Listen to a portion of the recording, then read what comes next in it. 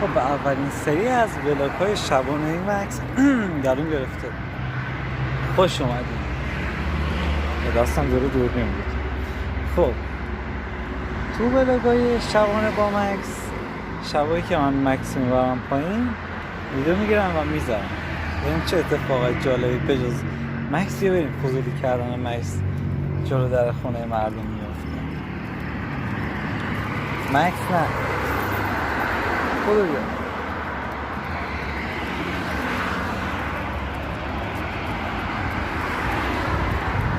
خب چند تا فکت راجع به مکس بهتون بگم. مکس فکر کنم 5 سالشه، از 7 ماهگی پیش ما بوده و سگ خوبیه، پسر خوبیه، قابل اعتماد. مکس چرا سیاه شد؟ در سیاهی فرو رفت. اینجا خیلی روشنه، یکم دوربین من سیاه فیلم برداری میکنه دیگه، به سفیدی خودتون ببخشید.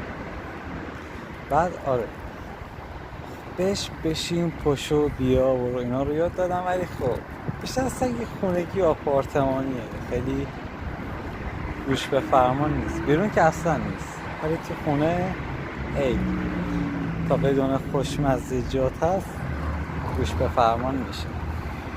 مکسی بیا. مردم بیشور آشغال ریختن. شاید هم گربه بیشور باشه. خب همینجا تمام میکنیم این ویدیو رو.